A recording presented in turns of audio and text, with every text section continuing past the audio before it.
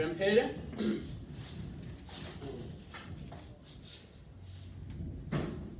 Oyera ndinu Atate Mulungu wathu wakumwamba, tikuyamikani chifukwa chikondi chanu komanso ukulu wanu.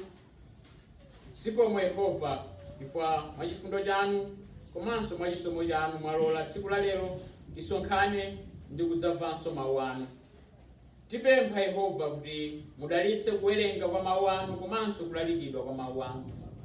Ndipo lolani Yehova kuti china chilichonse chimene chingatilepheretse kumva mawu anu moyenerera chichotsedwe m'mitima mwathu, m'maganizo mwathu komanso pakati pathu. Ndipo tipatseni maganizo okhawa amene ndi oyera pamaso panu komanso owona pamaso panu, kuti tikalandire mawu anu osayang'ana munthu komanso posayang'ana china chilichonse chimene ife tikudutsamo, koma kuyang'ana chokhacho chimene Ambuye wathu Yesu Khristu anatichitira pa mtanda paja, kutifera ndi kutichotsera chosalungama china chilichonse. Musalole Yehova kuti china chilichonse chimene chosabweretsa ulemerero pamaso panu chituluke pakamwa panga pa nyengo iyi. Lolani Yehova kuti dzina lanu likalemekezedwe mu nyengo iyi chifukwa cha ukulu wanu ndi ulemerero wanu. Tiyotsereni tchimo lina lililonse limene lilinga pakati pathu komanso liyendayenda m'mitima mwathu, makamaka Yehova mtima wodziyenereza umene umakhala mwa ife tonse, mtima osafuna kudzichepetsa, mtima osafuna kuvomereza mawu anu. Ndipo tipatseni mtima Yehova kuti tikathe kuwalandira mawu awa ndi mtima wonse. Chisomo chikhale nafe mu dzina la Yesu Khristu tapempha. Amen. Mateyu chapter 6. Kuyambira verse yake ya number 5 kulekeza 8. Mateyu chapter 6 kuyambira verse yake ya 5 kulekeza 8. Ndime yodziwika bwino imene Ambuye wathu Yesu Khristu akuphunzitsa za pemphero, kugamba za pemphero. Mateyu chapter 6 verse yake ya 5 kukalekeza 8. Ndipo nditayamba kuwerenga verse yake ya 8 ya 5. Ndipo pamene mupemphera musakhale ngati onyengawo, chifukwa iwo akonda kuyimirira ndi kupemphera m'masunagoge ndi pa mphambano za makwalala kuti aonekere kwa anthu. Indetu ndinena kwa inu, iwo alandiriratu mphotho zawo. Koma iwe popemphera, lowa mchipinda chako, nutseke chitseko chako, nupemphere Atate wako ali mseri, ndipo Atate wako wakuona mseri adzakubwezera iwe. Ndipo popemphera musabwereze chabe iyayi, monga amachita anthu akunja, chifukwa ayesa kuti adzamvedwa ndi kulankhula kwawo. Chifukwa chake inu musafanane nawo, pakuti Atate wanu adziwa zonse muzisowa inu musanayambe kupempha Iye. Awa ndiwo mawu ake a Mulungu. Amen. Kuyambira sabata ino komanso masabata angapo amene ndikhale ndikulalikira kutsogoloko, tikufuna tione nkhani ya pemphero. Nkhani ya pemphero ndi nkhani imene yoti ambiri timangoyitengera mwa chizolowezi, ndi nkhani yoti ambiri sitifatsa ndi kudekha kuti tidziwe ndi kufufuza zambiri zokhudzana pemphero. Ambuye wathu Yesu Khristu adachiona kuti chinali chinthu chopambana kuti awaphunzitse ophunzira ake nkhani ya kupemphera.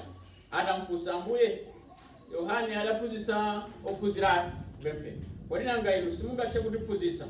Ndi pamene Ambuye wathu Yesu Khristu adaphunzitsanso ophunzira ake pemphero limene timanena sabata ndi sabata, monga mwa Luka chapter 11 verse yake yoyamba. Tikakamba nkhani ya pempheroyi, ndi nkhani yoti ambiri imatilephera, ambiri timadziwa kufoka kwathu, ndipo ngati ine kuti ndime pano ndikumayamba kulalikira kapena kuphunzitsa za pemphero, pena mwina tikhoza maganizo kuti mwina pempherolo adalitsata zedi kapena kuti owa alibe vuto lililonse ndi nkhani ya pemphero kapena kuti adajaira nkhani ya pemphero. Koma kukamba muona mtima wina aliyense Mkhristu wina aliyense amavutika ndi nkhani ya kupemphera.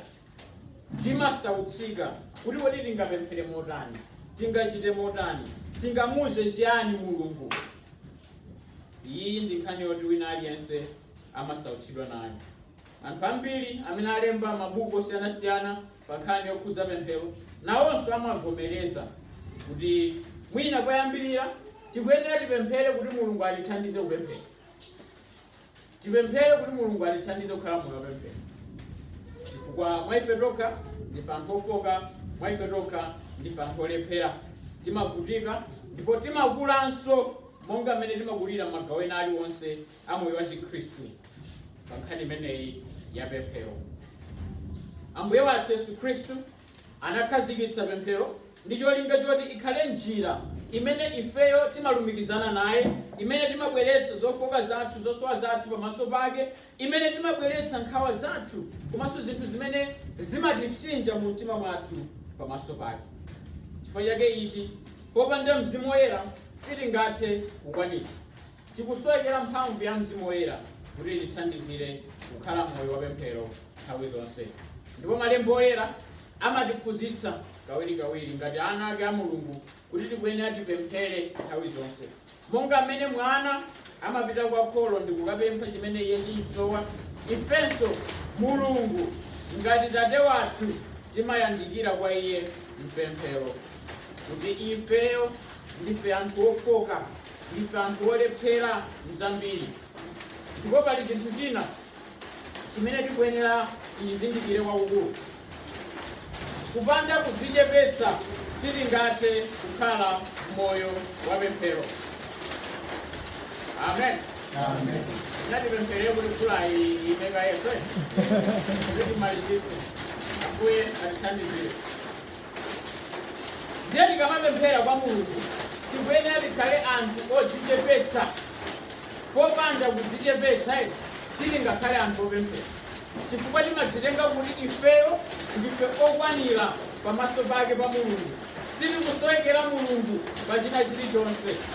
Koma pamene taona kulephera kwathu, pamene taona kufoka kwathu, pamene timabwera kukhala mpemphero. Ndiye phunziro loyambali kapena ulaliki wathu woyambawo monga amene tawerengera kuchokera ku Mateyu chapter 6 verse yake ya 5 kukalekeza 8. Tikufuna tione kuti Yesu akutiphunzitsa kuti tisapemphere motani. Okay? Mmene akuyamba nkhani Yesu Khristu akuti musapemphere motere, ndi akukamba zinthu ziwiri zimene sitikuyenera kupemphera motero. Pamene tikuphunzira kuti pemphero ndi chani.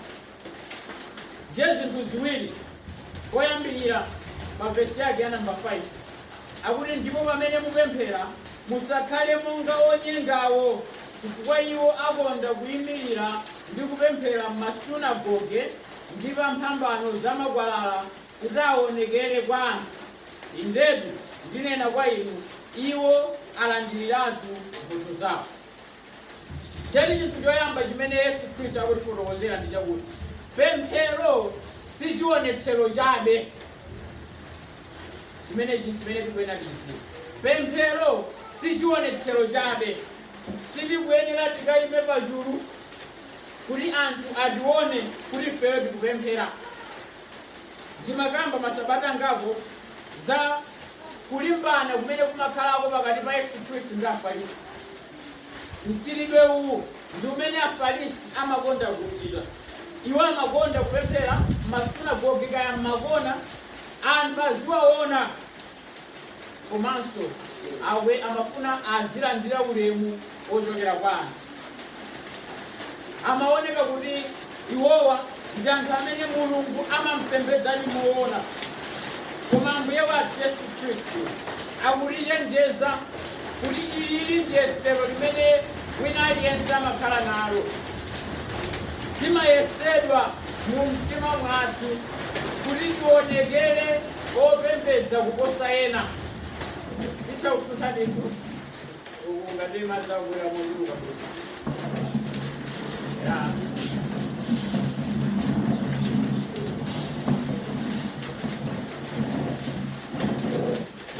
Koma kwambiri.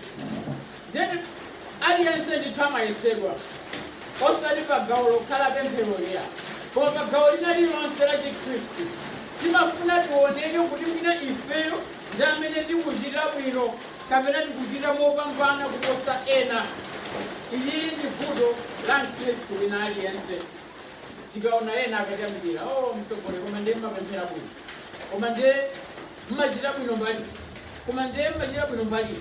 Chifukwa cha uchimo umene muli mu mtima mwathu, timakondweretsedwa ndi zimene anthu amakamba. Koma Mbuye wathu Yesu Khristu akutifotokozera kuti iya cholinga chakupemphera sikuti anthu ena aone kuti inuyo mukupemphera moyenerera. Koma cholinga cha pemphero ndikuti inu mukalumikizane ndi Mulungu wanu, Atate wanu amene ali mseri. Zimene akukamba mu verse yake ya 6. Akuti popemphera lowa mchipinda chako tseka, ndipo pemphera Atate wako ali mseri, ndipo iyeyo wakuonanso mseri adzakukwezera. Ngati tikufuna tikhale okhulupirika mpemphero lathu, tisayang'ane zimene anthu anganene zokhudza ife, tiyang'ane zimene Mulungu angaganize zofuna ife. Tiyang'ane zimene Mulungu anganene zokhudza ndi zimene ifeyo tikuchitira mu gawo lathu la pemphero. Ngakhale pa gawo lina lililonse la Chikhristu, tikuyenera tikhale anthu osamalitsa kwambiri, kuti sitingofuna chabe anthu aone, kaya ngati mpingo china chilichonse chimene tichita. Tisangochita ndi malingaliro oti anthu amene atizungulira aone kuti koma mpingo uja uchita zabwino, mpingo uja amachita motere. Ndiye kuti tikuchita zinthu zija ndi malingaliro olakwika. Tikuvana kaya? Amen. Amen. China chilichonse abale ndi alongo tikuyenera tichite poyang'ana Mulungu wakumwamba, tisatengeke ndi yesero lofuna kulandira ulemerero ochokera kwa anthu. Ndiye chinthu choyambira chimene Yesu Khristu akutifotokozera ndi chimenecho. Pemphero si nkhani ya chionetsero chabe, koma tiye tiyang'ane Mulungu wathu wakumwamba. Chinthu chachiwiri akuti pemphero sikugwiritsa ntchito mawu obwerezabwereza. Verse yake ya 7 akuti ndipo popemphera musabwerezebwereze chabe iyayi, monga amachitira anthu akunja, chifukwa ayesa kuti adzamvedwa ndi kulankhula kwawo. Izi zikukambidwa anthu akunjawa, anthu amene anali opatuli osati Ayuda, koma ena onse, Agiriki, Ahelene ndi ena otero, amene chipembedzo chawo chinali chosokonekera. Ndiye kuzipembedzo zimene zija chimene chimaoneka chopambana kwambiri, kapena kuti pemphero lako liveke msanga, ubwereze zimene ufuna. Mwina tikhoza kupereka chitsanzo cha kwa Asing'anga. Amathawa kamba mawu amodzimodzi aliza kaberuka opati. Angobwereza. Kwa iwowo zimene zija ndiye zimaveka msanga, ukachula ndiye chinthu chako chiyankhidwa msanga. Koma Yesu Khristu akuti yati tisatero yati, tisangogwiritsa ntchito mawu osaganizira pamene tikuyandikira pamaso pake pa Mulungu mpemphero. Tikhale kuti taganizira bwinobwino zimene tikufuna tibweretse pamaso pake pa Mulungu, osati kumangobwereza zinthu nanga ongobwebweta chabe. Yesu Khristu akuphunzitsa zakufunikira kwa kuona chimene mtima wathu ukulinga pamaso pake pa Mulungu, osakhala ngati anthu oti siri kuzindikira bwinobwino chimene tikufuna. Nthawi zina mwina timazichita zimenezi, mwinanso ena timayesera kuti koma chinthu ichichi ndikabwereza pamaso pake pa Mulungu ndi amva msanga. Ayi, Mulungu amamva pemphero loona. Tiye tione mu mtima mwathu, kodi mtima wathu ifeyo walinga chiti? Chimene walinga mtima wathuzo tikabwera pamaso pake pa Mulungu moona mtima, olo ndikukhala pa kungopemphera Ambuye tithandizireni pa gawo ndikusiya pomwe. Koma ngati pemphero lija ndalinena muona mtima kuchoka pansi pa mtima wanga, Mulungu amva ndipo ayankha. Tisakhale anthu oyesedwa kuti mwina tikakambakamba mawu kawirikawiri ndiye kuti Mulungu amva msankha. Ayi, Mulungu amamva pemphero loona mtima, kuti mtima wathu uli bwanji pamaso pake pa Mulungu. Yesu Khristu akutiyitana kuti tisamale njira imeneyi, tisamale kugawo limeneyi. Pemphero ndi lofunikira kwambiri pa china chilichonse chimene ifeyo tikuchita. Fake nanena kuti mwina tikuyenanso titapemphera kuti Ambuye tithandizireni kuti likhale anthu opemphera moyenera. Mwina pemphero limene Akhristu ambiri tikuyenera titagundika nalo pamaso pa Mulungu ndi limeneli: Ambuye chonde ndithandizireni kuti ndipemphere pamaso panu moyenera. Because one ngati pemphero ambwerere koma tisadayambe kupempherako tiye timpemphe Mulungu kuti atithandizire kuti tipemphere motani kuti tisachiritse manyazi dzina lake la Mulungu. Chifukwa chake ndikofunikira kwakukulu kugwiritsa ntchito mawu oyenerera pamaso pake pa Mulungu, kugwiritsa ntchito mawu amene ali ndi tanthauzo pamaso pake pa Mulungu, kugwiritsa ntchito mawu amene aonetseradi ulemerero wake wa Mulungu, ukulu wake wa Mulungu, kupambana kwake kwa Mulungu. Chifukwa pali mawu ena amene amagwiritsidwa ntchito mapemphero mwathumu oti ukaganizira sakubweretsa ulemerero wonse kwa Mulungu. Ndiye mwina kumadzifunsa kuti kodi timagwiritsa ntchito mawu oterowo chifukwa chani? Poyambirira tikuyenera tizindikire kuti pamene tikuyankhula ndi Mulungu tikuyenera timutchule iyeyo moyenerera Mulungu. Tikuyenera timutchule munthuyo moyenerera. Mwina ndingopereka chitsanzo. Mwina ntango yambo yankhula kuti kanthu yankhula ndi bambo apo, ndiye ndikuona kuti iwe bwanji utere zoneka bwa zoneka kuti ndapereka ulemu sinapereka ulemu palibe ulemu. Koma ndikanena kuti bambo apo nkumapitiriza zomwe ndikamba zoneka bwanji ndapereka ulemu, ndapereka ulemu. Olo akamaya ndiyankha andiyankha mwa ulemu. Kuti nditsana kaelo nanena munthu wina amandira angoti angoluza muluze ndesina cheuka sichauka munthu akamaliza mwina alizira ine mwina saulizira ine mwina ajira zina ndengena akono sana ku busa kuti apo ndewanenaka osati ungoimba muluza chifukwa chimakhanga chipongwe ngati munthu sumudziwa koma mutchule dzina lake. Munthu chamaona kuti wampatsa ulemu ndi chimodzimodzinso ndi Mulungu. Pamene tikubwera pamaso pake pa Mulungu tikuyenera tigwiritse ntchito mawu oyenerera pamaso pake. Tikuyenera timutchule mawu oyenera olondola mayina amene Mulungu amayitanidwa.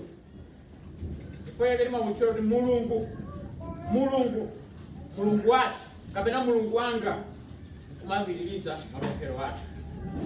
Ndiye ndingopereka mwina chitsanzo mwina ena ndidavakwe pali kawiri ena timapemphera kuti baba baba ndikupempha kwamuna timuone kodi babayo abwera chifukwa chani. Chifukwa pali pene mwina timafuna kuti Mulungu atikhale ngati alumikizana naye kwakukulu ngati bambo wanga baba chani, koma mutati muone pena kumakhala ngatinso kumtenga Mulungu kwa timamtenga ngati mzathu zedi, koma tizindikire kuti ndi Mulungu oti timpatse ulemu. Fakana kuti nkhani ya pemphero iye si nkhani yoti yachidule kuphunzitsa kufotokozera. Chifukwa pena umaoneka ngati iweyo ndiye uchita bwino wina ulephera, koma chifukwa kuti manena kuti Mulungu wathu pakuzindikira kuti amene tikukamba nayeyo si munthu mzanga chabe ayi, ali ndi ulemu wake, ndi Mulungu payekha. Iyeyo ali pamwamba pathu, iyeyo siwofanana nafe, ndipo tikuzindikira komanso kutsimikizira modzichepetsa kuti uyuyu ndiye Mulungu wathu, iyeyo ndiye mwini china chilichonse, iyeyo ndiye amene asamalira china chilichonse. Chifukwa kuti Mulungu wathu.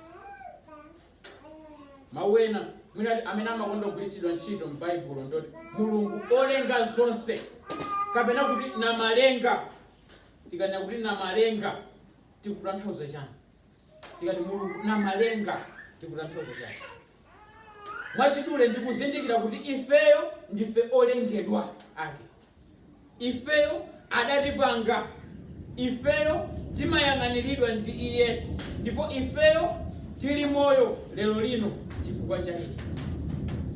Pamene timati Mulungu namalenga, kuzindikira kuti ife ndife ochepa pamaso pake. Komanso Iyeyo amadziwa zambiri kuposa ife. Komanso akutidziwa ifeyo kuposa mmene tingazidziwire ifeyo eni ake. Tikumvana kaya mene? Haleluya. Amen. Mulunguyo akudziwa china chilichonse. Akudziwa mitima yathu. Akudziwa maganizo athu. Akudziwa maso athu. Akudziwa makutu athu. Kuti kodi ifeyo mayankhulidwe athu ngotani, maganizo athu ngotani, kodi tikuyankhula zoyenerera, tikuganiza zoyenerera, tikuona moyenerera, kodi tikumva zoyenerera. Amadziwa china chilichonse chokhudza ife, chifukwa ndiyeyo amene adatilenga ndipo akutidziwa kuposa ife mmene tingazidziwire. Chifukwa timati Mulungu namalenga. Komanso timanena kuti Ambuye wathu, Ambuye Mulungu wathu. Tikati Mbuye ndiye kuti tikutanthauza munthu amene ali patsogolo pathu kapena amene ali ndi ulamuliro pamwamba pathu. Ndi gawo limene timavomereza ufumu wake wa Mulungu pa ife, kuti Iyeyo ndiye mfumu yathu, ndiye Mbuye wathu. Tikamuyitana Mulungu wathu kuti Ambuye, tikukamba za mphamvu zake zonse. Kuti Mulungu ndi wamphamvu zonse. Amatilamulira, amalamulira dziko lonse lapansi, amalamulira chilengedwe chonse. Ndipo tidati tipereke chitsanzo kuti kaya mfumu ya dziko lino lapansi ukapita ukakamba nayo mosayenera zingakuyendere. Tipereke upite kwa mfumu but iwe zikuthera bwino. Koma tsono nanga bwanji mfumu ya mafumu, Yesu Kristu Ambuye wathu. Tikati Ambuye ndeni tikukamba kuvomereza za Yesu Kristu, ulemerero wake komanso mphamvu zake zonse. Tikamuyandikira Mulungu tikuyenera tidziwe kuti Iyeyo ndi Mulungu wa mphamvu zonse. Moyo wathu uli m'manja mwake, china chilichonse chili pansi pa ulamuliro wake. Tikatero Mulunguyo tidzapemphera kwa Iye moyenerera. Komanso chinthu china chimene tikuyenera tizindikire kwakukulu, timakamba kawirikawiri kuti ndi Mulungu mmodzi mwa atatu. Zimatitanthauzira chiyani? Mulungu inde ndi mmodzi, koma Mulungu alipo mwa atatu: Tate, Mwana komanso Mzimu Woyera. Kuchokera ku Mateyu chapter 28 verse yake ya 19. Tizindikira kuti Mulunguyo ndi wamphamvu zonse, onse mumodzi mwawo ndi ofanana, koma amasiyana maudindo awo zimene amachita. Ndiye ndingopereka kwa chitsanzo mwina. Kodi tikanena kuti Mulungu Tate timatanthauza chiyani? Mulungu Tate timatanthauza chiyani? Ndimacheza ndi munthu wina amene amanena kuti ineyo kumandivuta kumutchula Mulungu kuti Tate chifukwa cha amene abambo anga ali. Mwina abambo ake adamuzuza zedi, adali bambo wankhanza kwambiri, ndiye kuti atchule Mulungu Tate zinkavuta. Mwina soyena titokhala ndi maombonotero kuti mwina zimativuta, koma tikakamba za Mulungu wathu Tate tikukamba za Tate amene ndi wabwino, Tate amene ali ndi chikondi chozama, Tate amene sachita china chilichonse kuti akhumudwitse ana ake. Ndipo tikanena Tate tikukamba za chitetezo chathu, Iye amene amatitetezera kuchina chilichonse, amatitetezera ndi kutichinjiriza kuti sangalole kena kalikonse koyipa kafikire ana ake. Haleluya. Amen. Uyu ndi Tate wabwino, si Atate a dziko lapansi ife ya, amene tili m'mavuto athu, amene tili mkufoka kwathu, koma uyu ndi Tate amene amakonda ana ake. ndipo kudzera mwa Ambuye wathu Yesu Khristu anatipatula, ndipo ndife ana ake. Ndipo ngati ana ake titha kubwera kwa iyeyo ndi mtima wodzipereka kwathunthu, osadera nkhawa kuti kodi tikalandira zotani, chifukwa ndi Tate wabwino. Chinthu chachiwiri, tikakamba za mpulumutsi kapena kuti Ambuye wathu Yesu Khristu, izi zimangosonyezera ntchito imene adayigwira yakutipulumutsa ife ku uchimo, kutichotsa ku chipsinjo chimene chidadza pakati pathu chifukwa cha uchimo wa Adamu ndi Hava. Ndipo iyeyo amatipatsa chiyero, amatipatsa moyo watsopano kudzera mu imfa yake yapamtanda iyi.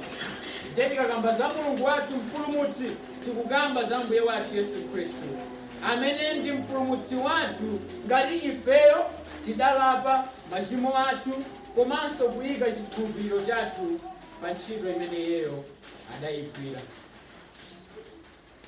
Ndipo tikakamba za Mzimu Woyera, Mzimu Woyera ndi amene amatipatsa mphamvu pa china chilichonse chimene tingachite ngati Akhristu. Timampempha Mzimu Woyera kuti atipatse mphamvu zakupemphera, mphamvu zakuwerenga mawu a Mulungu, mphamvu zakulimbana ndi uchimo, mphamvu zakumpembedza Mulungu moyenerera. Sitingathe kuchita china chilichonse popanda Mzimu Woyera. Palibe kamodzi. Sitingalimbane ndi mayesero a moyo uno popanda Mzimu Woyera. Ndipo Mulunguyo adatipatsa Mzimu Woyera ameneyu kuti atithandizire moyo uno. Ngakhale nthawi zambiri mwina Mzimu Woyera timamuyikapo, timamutenga ngati osafunikira, koma iyeyo ndi chimodzimodzi ndi Mulungu Tate komanso Mulungu Mwana. Ndipo ngati ifeyo tikufuna tipemphere moyenerera, tikuyenera tizindikire zinthu izi, kuti ngati Mulungu Tate, Atate wathu akumwamba, tikutanthauza chiyani? Ndi Tate wachikondi amene safuna china chilichonse choyipa chichitikire ife. Tikakamba za Yesu Khristu ngati mpulumutsi wathu, anatifera pa mtanda paja cholinga choti ife tikhale ndi moyo wosatha. Ndipo Mzimu Woyera ndi amene amalimbikitsa moyo wathu wa Chikhristu kuti tiyende bwino. Popanda Mzimu Woyera, Chikhristu chathu chidzakhala chofoka, ndipo moyo wathu wapemphero udzakhala wofoka. Pemphero ndi chinthu chofunikira kwambiri pa moyo wa Mkhristu ina aliyense. Ndipo ngati Mkhristu sapemphera, ndi Mkhristu wopanda mphamvu. Chifukwa ndi mmene timapemphera mphamvu kwa Mulungu, ndi mmene timaganizira kwambiri za chimene Mulungu ali. Inu tangoganizani munthu amene simulabadira, umayankhula naye chimodzimodzi. Ngati Mulunguyo simulabadira, zimaonekera moyo wathu wapemphera. Pamene tipemphera tionetsera kuti Mulunguyo timamulabadira kwakukulu, ndipo timaona kuti ndiye gwero lalikulu la moyo wathu. Ndipo pogwiritsa ntchito moyenerera mawu amene Mulungu atiuza mawu ake, ndiye kuti tidzachita bwino. Pali mawu ena amene amakambidwa kwambiri kuti ndikulengeza popemphera, ndikulengeza. Koma kuti tikamabwera kwa Mulungu mpemphero, tikudzalengeza kapena tikudzapempha? Chifukwa kulengeza ndiye tikulamulire kuti chichitike nchakuti. Koma kuti pemphero tikulamula Mulungu kuti achite chimene tikufuna. Kwa chake tikuyenera tizikhala osamala kwambiri polingalira mawu amene tigwiritsa ntchito pa kupemphera kwake. Sitikubwera pamaso pa Mulungu kudzamulamulira kuti achite chimene ife tikufuna, koma tikupempha, Ambuye tikupemphani, siludzalengeza. Ndikulengeza kuti chakuti chitere. Ndesu Mulungu siluuza Mulungu ake. Ndetuuza wina. Chifukwa Mulungu tikanenera mucho kuti Mulungu ndiye wamphamvu zonse, adalenga china chilichonse, ndipo ifeyo tili pansi pake, kudza kwa iye tidze modzichepetsa komanso mogoza. Chifukwa tikupempha, tikupemphani Mulungu. Tikakhala pagulu chonchi ndimene timapempherera. Pagulu limati tikupemphani, koma ndikakhala pandekha singati tikupemphani. Ndikupemphani. koma ndikakhala pagulu chifukwa choti munthu amene apempherayo kaya ine ndikakhala kuno kupemphera sindizipempherera ndekha, ndikuyimira chani anthu onse amene tili pano chifukwa tikupemphani Ambuye. Koma ndikakhala pandekha Ambuye ndikukupemphani kumapamba mapemphero athu. Ndi Ambuye atithandize pamene tikulingalira za pemphero. Ili ndi gawo loyamba chabe, kuli magawo angapo kutsogoloko amene ndikhala ndikuwaona okhudzana ndi pemphero, koma pamapeto pa zonse ineyo pemphero langa ndilakuti Ambuye alithandizira kuti likhale anthu opemphera moyenerera. Amen. Tipemphere. Atate Mulungu wathu, tikuyamikani komanso kukutamandani kuti inu ndinu Mulungu wankulu. Nkhani ya pemphero ndi nkhani imeneyo kuti palibe mmodzi mwa ife angadzitenge kuti ndi wopambana, koma ndi nkhani imene timakula mwa ife, ndi nkhani imene timaphunzira pang'ono-pang'ono. Tichiteni chifundo Yehova kuti tikakule mgawo ili ndi kuchita moyenerera. Mudalitse tonse kwa dzina la Ambuye wathu Yesu Khristu tapemphera. Amen.